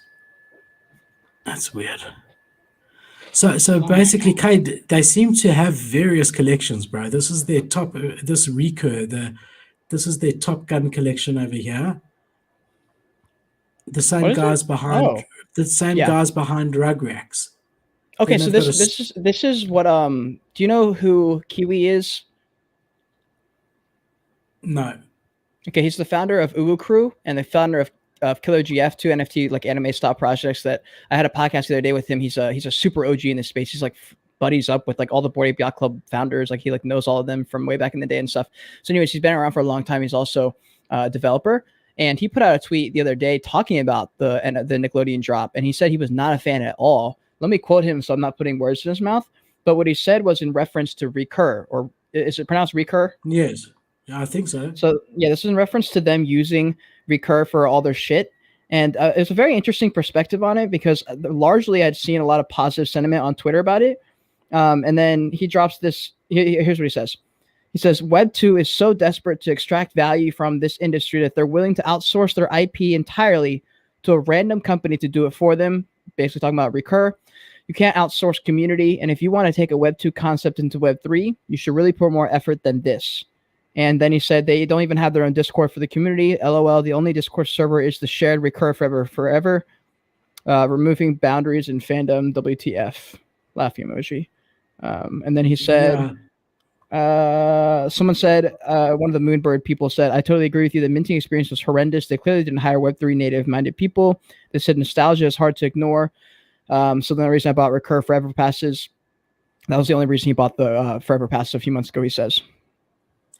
So now they're saying that they're going to be launching Care Bears. So it seems like they're just on a conveyor belt of like getting these ones out there. I don't know about that one. Yeah. Care Bears is not as big of a brand, I feel like, for people buying it. Well, maybe it is. Like, it's cute. Like, but I'm saying the point is that they're just sort of shipping them out and then they forget about them and move on to the next one. That's what it seems like to me. That's what it sounds like. Yeah, I wouldn't hold one of those. Collections haven't done so well. Yeah, look, not for me personally. Yeah, unless you love it, unless you love these characters and you just want to NFT exactly, then great, you know. Interesting, huh? Yeah, that is very interesting. I wouldn't buy any NFT like that, dude. Not in this kind of market, unless you're truly a collector and you just want to hold that NFT. I can understand that, but if it's not that, bro, like I don't know. Like I would buy a Nickelodeon NFT at like 0.02, which I think it'll get to. But sure. I wouldn't fork it for 0.11 ETH. Yeah, we've got Naeem asking about Palladium. Is that influence? Yeah. Let me have a look here. I'll tell you who I think it is. But that's Parallax. Yeah. Have you got it there, Palladium? I'm trying to find it right now. God, I always get so fucking distracted when I go onto Twitter. All right, hold on. Cade, Palladium. Come back to us. So Palladium. Well, I got excited. I saw like a notification. I was like, hey. Okay, you got it? All right, I'm too late. No, I don't. Oh, you didn't find it? Think so, my bro. It's not the one. I mean, it doesn't look like anything with. It's not the one. Okay, it's not coming up. Unless she's talking about this magazine. No, that's definitely not it. Let me go to Parallax. It must be an upcoming one. Oh, hold on. He says, I'm sleepy. I will catch up the rest tomorrow. And then he says, I'm still here. Naeem, just tell us, is it an upcoming project, my bro, or is it an existing project? Yeah, it's not the Parallax. It's something else. Yeah. Palladium. Let's go on Twitter. Are you looking on Twitter? I'm looking on Twitter, but I can't find anything, dude. I don't know. Palladium I don't see anything magazine. about. I don't know who that is. Also, guys, since we're putting so much effort in, smash a like on this video if you haven't already. Smash a like on this video. Subscribe to Phil's channel. You won't regret it. You won't regret following either of us. I guarantee it. You'll be so stoked. Put on notifications. There's good tweets Not for me. out there. Not for me. You'll be annoyed. I put out so many videos. Okay, put for me because I'm like sending stats and a whole lot of stuff. In a bull market, it's different though. In a bull market, there's a lot of time-sensitive information. A bear market is not as necessary to have notifications on. But honestly, actually, I don't know. Okay, so it depends. If YouTube alerts you when I post a short, then don't, because I post 3 shorts a day minimum usually. But if it doesn't notify you for shorts, then follow me because it's usually 1 a day or maybe 2 twice a day if I'm feeling frisky. All right, so I think Cade, telling everyone to follow us is a good place to end, my brother. Hell yeah, dude. 100%. Well, I wish you a beautiful weekend. I know there was a lot. I had a lot. I had to get off all my ecosystems. There was the RTKFT and the Moonbirds and the Bored Ape Yacht Club, and I just had to get all the stuff out there, you know. No, I'm glad you did. I'm excited to learn. Every time I do a show with you, I come in ready to learn a bunch of shit because, I mean, your portfolio speaks for itself, honestly. Like just the portfolio speaks for itself. Like you're up there with some of the better traders, and you've been able to accumulate some cool stuff. You've got interesting insights that I don't have because I don't come from a trading. I never really was a big trader. And a lot of the people that I interact with on a daily basis do trading, but I don't talk to them as much. So I don't actually know what's going through their heads. So I love hearing about the market through your lens because it's very different than my lens. And I learn a lot of shit from you. So Yeah, me too. Like, I think because like the last couple of months, I've been shifting my focus from a trading perspective on blue chips. Mhm. I'm not in the fuzzy felons and cool man's universe and doodles anymore and all of that. So you bring me that side of it where otherwise I wouldn't know that fuzzy felon Mhm. drugged and cool man's did too many babies and They were and okay. he's The babies though, they made a comeback as far. I mean, that not I don't know about the floor, but the art that released from them was fucking sick. Like, I don't know if you saw the babies, but I was thoroughly impressed with the artwork from the babies. I actually like them more than the original collection. Like, that's how much I let love me the try. babies, I haven't especially the seen this. anti-babies, dude. The anti-babies are very well done. I was like, fuck me, like this is cool. So just type in Cool Cool. Man Babies or Babies by Cool Man. Actually, no, it's called Babies by Cool Man. Oh, there it is. So check out the anti-babies, bro. These are fucking sick, and they're so cheap. What is anti-baby a So it's trait? got babies and then anti-babies. The anti-babies are the ones that look kind of like distorted and like weird, and then the babies are the ones that look normal. Okay, so if I just scroll, will I see an anti-baby? Yeah, there's multiple right Okay. there on the floor. There's one on to the right, yeah, right there to the left and to the right a little bit. Keep going to this. It's the number 5520. That one. So that's an anti-baby. That's an example of one. If you scroll down a little bit, I'm just so okay. so the ones That's that sort of look like neon. neon This like that, one, yeah, those this are the one here. anti-babies. They're all fucking cool. I like that. I have an anti-baby. Let me show you the one I got. It's my corresponding baby to my forever cool man. And this is my cool man. Hold on. So people don't know. That's my cool man. And then here's my baby. Where'd it go? It's my anti-baby. It's like I like that lemur. one. The look of it. That's cute. I love the anti-babies, dude. So I was really happy about that. But yeah, ain't nothing much going on besides that. Like, I'm not really sure how that's going to do. I think if the show comes out and the show does really well and continues to build their brand, I think it's going to be unstoppable as far as project looking to have like a show. Like, that's literally what they're based on. What has been the general feedback in the Discord? I mean, what's going on in there? Are people I'm not paying attention to the Discord so much, excited? but I think it's like split, dude. Like, there's a lot of people who are just excited that it's happening, but I think for people who are invested in Cool Man's universe, I think you have to look at that as a 5-year plan, because that's what it's always been. It's always been a long-term vision of a show that's just doing things every day and like they're putting stuff together. And I think in that case, maybe. But as far as like a flipping here and there, like, it's a bit harder because that's not really their focus. And so it's tough. I think I texted Dan the other day and I said, hey man, you guys should do a monthly show or every 2 weeks come on and just say stuff about your project, 10, 20 minutes. Same with Journey Crypto. I said the same thing to him. I was like, dude, you've got to start posting stuff and showing your face and talking about the company. I was like, it just doesn't make any sense why these guys aren't doing it. I don't get it. I'm like, it doesn't make any sense. I'm like, if you have a project that is like everything to you and you're relying on a random couple tweets every now and then from a company, from a company Twitter that's not even run by you, and you're the main reason that the project's doing well, why are you not out there being the fucking leader you should be? I just don't get it. Like, what else are you doing all day, you know? Yeah, I even like how Gary Vee does it. Even if it's just like him drawing a freaking Exactly, koala bear, he goes on and like posts a video. So excited, I'm doing this. That's it. It literally can be that. It can be every couple of days, a few minutes, like even 30 seconds, showing what you're working on for the projects. I think some guys in their mind are too cool for school, so they don't need to update you. Why they don't know it's important. Don't you trust that I'm working on it? I don't know. I think the difference between you and I, or at least me for sure, is that I've been a community manager for over a dozen projects.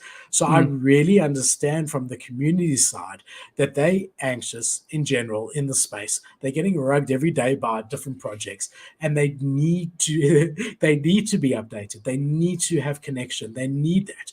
Obviously, community is also important, and they want real connection.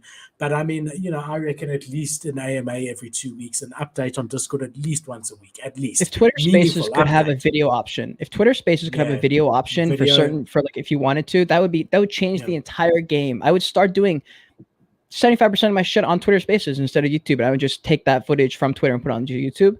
But it's tough, dude. It's really tough. I do wish they saw the benefit. I think it's the same with marketers. You know, they don't see the benefit of marketing a certain way and branding because they're like, oh, it's not important. It's like, well, if you're a journey crypto and you've talked about it 2 or 3 times on your channel, how you're actually really interested in art and music and these creative talents and stuff like that, it's like, okay, people don't know. You don't say it. So like you think that they know because you know it. But in reality, like I don't know anything other than that one sentence. So you kind of like art and stuff. That's all I know. So it's like you're like leaving out all this depth and like leaving out all this space that people want to dive into.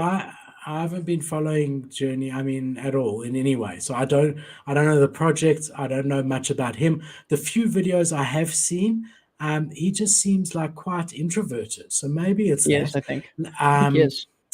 But then hire someone as a, you know, as not me, please, but I don't do community management anymore. I don't have time. But hire someone, a really great, personable person that takes on the community, is in constant contact through AMAs, spaces, you know, putting out videos or whatever it might be with updates.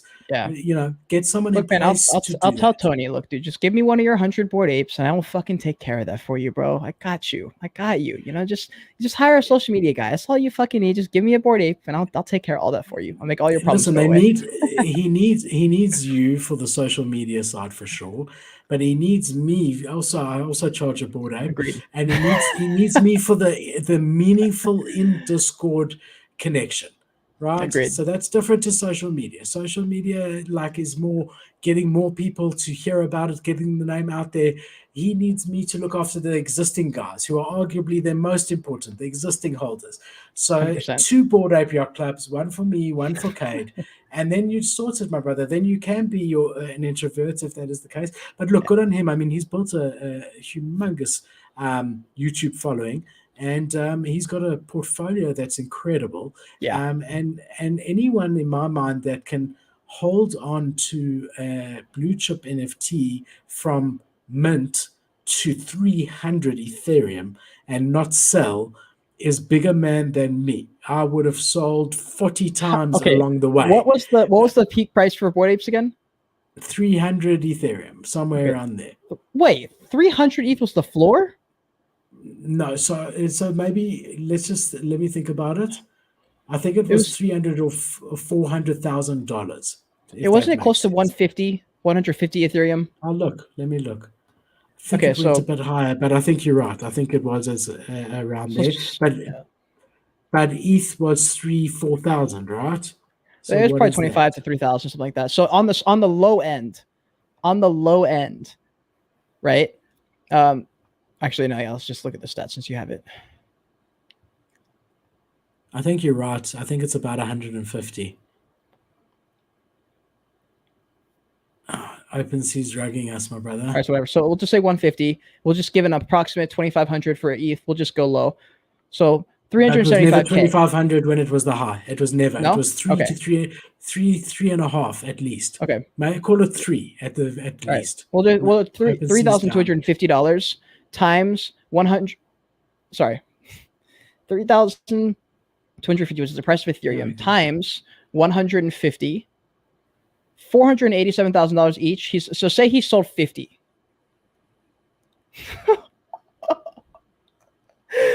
Oh my god, dude! Look, this is how much he would have made if he sold half his bag of Bored Apes. I can't see. $25 million. That makes me want to puke. Journey, bro, Tony. My birthday was a few days ago. It's not too late to airdrop me a mutant ape. It's really not. It's really not too late. I would appreciate it.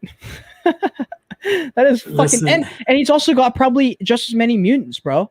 I mean, he's sitting on a $50 million bag. He minted his project at 2 Ethereum and sold out. That's like 100 million. So the Oak's on a yacht in Vegas, bro. I mean, what do you want from him? Here's my thing. Here's what my main point I made in the Planet Zolo video. I know we were gonna sign off, and now we're talking about something else. But in the video, I said multiple times, like, look, bro, you're probably one of the richest people in Web3. Let's be honest. You have no need to do this Journey Cub project. You have no need to do this, especially the Planet Zolo project. You have no reason to do that. This is something you want to do. if this is something you want to do as a creative endeavor to also bring value to your holders, it makes no sense to me that you're not sharing your creative side on YouTube and on Twitter. Like, you just post random statistical style tweets and stuff. You make a couple videos here and there where you're just staring at the computer. No, I said this in the video, and I'm hoping you see. I know you'll see the video because I told him about it the other day on Twitter. So I know he'll see it. So I made a couple points in that video to speak directly at him, to basically say two things: was to hire someone for social media for the project, so that people want to play the game when it comes out, because I know the game's gonna be great. He's got the money and the people to make it great, so he's gonna be great. But getting people to play, that's going to be a different story. And he's got to do more involvement on the community side there. So I was like, you got to hire someone on social media to make content, use gameplay, hire streamers to stream the game and the beta version so people are excited about it. And then the second one was to make some more videos where he kind of opens up about him. And I offered the podcast. So obviously you can come onto the podcast and I can bring that out of you and you won't even have a choice. And I think it'd be a great option to do that. But I just think I was like, look, if it's a creative endeavor, then treat it as such, dude. Like, you're missing out. I think you've got it. I think you've got it wrong. What do you mean? I don't know. I think he wanted to prove to himself more. I don't think it's what you're thinking. I don't think it's a creative thing. I think he wanted to mint out a project to sort of prove himself in the space to himself. Well, the Journey Club was that. Yeah, and raise 100 million. Now he has to deliver value, bro. But I'm talking about Planet Zolo now. This is a different project. It's entirely separate. Not related to Journey Club. I mean, I'm sure there's benefits from the Journey Club holders because they'll get benefits for everything he does. But Planet Zolo is a separate thing on its own where he's trying to build a metaverse around there. But he's mentioned it in multiple videos where he was like, this is something that I really care about as like someone who likes music and likes art. And he said that for like a couple times in the video, enough to where I was like, oh, like he actually does care about it. He's just fucking shy. And then when Kosher came into my in the comment section of my last tea time, he was like, yeah, we've been trying to get Tony onto the show. He's just super fucking shy. Like, he's just too shy to come onto a podcast. And I was like, okay, well, that's what I was saying. I think he might be an introvert. I don't know anything. As I said, I don't know anything about this new project. I really know minimal about his previous project, except that it was launched on the Dogecoin launchpad, was 2 ETH, sold out, a complete cash grab, in my opinion, to charge that amount. Cash grab just means trying to extract as much money as possible, even if you deliver value. It's not a rug cash grab, which I thought, like, when you're sitting with, as you said, $50 million worth of assets in just crypto, NFTs alone, because he's got huge crypto holding as well. I don't think you should be cash grabbing. But other than that, I don't know the project. I don't know this upcoming project. I would say a project like that, I definitely had a terrible amount of FUD when it happened. I even said the same thing. I mean, I didn't really agree with I think it was the Dutch auction too. I was just kind of like, it was just kind of weird. I was just like, what are you doing, bro? Like, don't you know better? You know, like, that was kind of my thought.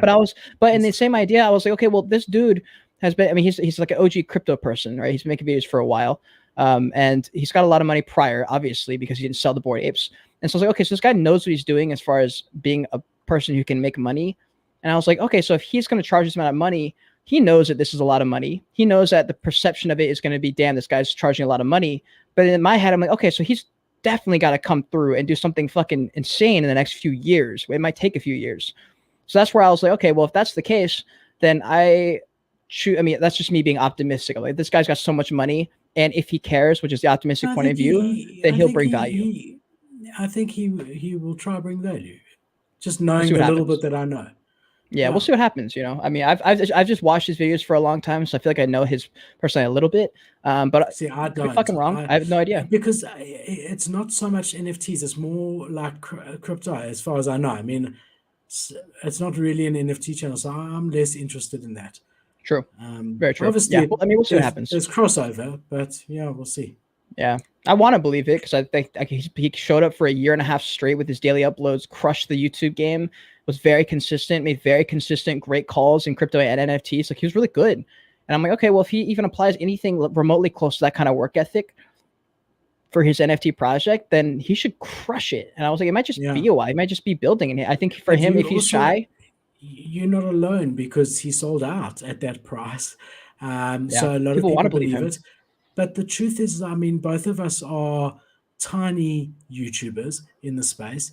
And, you know, even having a small following that I have, let me talk on behalf of myself, even having a small following of 2,000 people on YouTube, I feel very responsible to them if I had to put out any information on this channel, launch a collection. So I can't imagine, I know you feel the same, I can't imagine that he doesn't feel the same. Just, I think it's natural. You feel that. Sure. So I like, just from that perspective, I think his intentions are good and he might still deliver. I think we've said it before, the NFT space, everything has to happen now. When like, you don't get a chance to build, right? And I think that he might just be building. That's what he might not. I want to believe that. That's why I want to have him on a yacht, but yeah. he might just be building. And if you're going to be spending, too much time worrying about, the day-to-day in Discord and coming in, and so I don't agree. I think you should come in, and there should be a little bit, and there should be updates so people know and don't have to be having the conversation we're having where we're guessing. But at the end of the day, I can't imagine that. Also, he's young, and his future brand depends on this. He is a personality on YouTube. If he wants any future in the space in general, I do think that and I think he does, I do think that he'll want to deliver value. So agreed. Who knows? That's why I want him on. I want him to come onto the podcast, because your thoughts that you're having right now, I think, are shared across probably the entire project, across both of his projects. They're probably like, what the fuck is he doing? And I want him to be like, okay, here's what I'm doing. This is what I've been thinking about. Here's what I've been focusing on. Here's my struggles. Here's what I've been doing really well. You guys just haven't heard about it because I haven't chosen to speak on it. And I'm like, I think my platform would be perfect because we can have a casual conversation about it. And I can kind of extract some of the information that maybe he is too shy to say on his own videos or something. Yeah, it would be interesting to be in his Discord and see if they are. I'm sure they're updating the community. They are. It just doesn't. It doesn't feel as like doing it personal. Publicly on a YouTube. Yeah. Yeah. Yep. Oh, Cade has become a unicorn rainbow. Wow, those colors, Cade. All right, guys, it looks like we've lost Cade. Oh, we got Cade back. My camera dies at an hour and a half ish or something like that. Oh, actually. Hour and 45. It lasted longer than normal. Wow, that's what she said to me last week. Why is it not plugged in? Or is it on batteries? It is. It's run by like batteries like this. Yeah, I've tried the style where I plug it in, but it doesn't actually it brings down the quality, and it's just, I don't know, all the time it's like super weird. So I just I don't mess with it. I'm sure you can get a bigger battery, like an extra. Not for this camera. Not for this camera. It's the only size, which is really annoying. When I upgrade at some point to the Sony A7S III, it comes with way bigger batteries, and it'll last hours. So I'm excited for that upgrade. But it's like a $5,000 camera, I think, at least. So at least right now, it's not that big of a deal because very rarely do my streams go longer than an hour, 30 minutes or so. So like if that happens, I just swap out the batteries, which isn't really a big deal. But at some point I'll upgrade. But I mean, yeah, probably the next month or two, I'm really going to ramp up my outreach to companies and partnerships to try and nail some kind of consistent cash flow that would just make me feel better when I go to sleep. And I think if I can get that for a few months and just have like total security there, that's when I can start to outsource, upgrade, do things like that. So I'm excited. I think the end of this year is going to look very different than right now because I still have 6 months to build and stuff, or maybe not 6 months, 5 months to build. And I'm excited. I think I'm going to really ramp it up, and I think it's going to be exciting. Yeah, but at your own pace. Don't put yourself under financial pressure for it. Also, remember where you've come from. Like in the last 2 months, you've moved to your own place for the first time. You bought a fortune of furniture and whatever to get yourself sorted out. So I mean, like, just, when you can, everything's perfect. There's nothing wrong whatsoever. Sure. If you have to swap a battery after an hour and a half, so be it, I'll be able to remember this 100%. One day. I'll be like, man, I had a $1,000 camera that I've dropped multiple times and it traveled with me. There's so many times where I almost sold this camera too, because like it wasn't as good as my other camera. I used to have the Sony A7 III, which was 3 times the camera that this one is, but it didn't, it had 30-minute intervals. So at 30 minutes, it shut off the camera, which is so annoying. It's like, it was a weird thing that Sony does to avoid taxes. Because if a camera films for more than 30 minutes, it becomes a video camera, which is a different tax bracket. And so they make it do that. And then very recently they came out with a new upgrade where it doesn't have to do that. And so I was like, fuck me, like these Sony, bro, cash grabbers.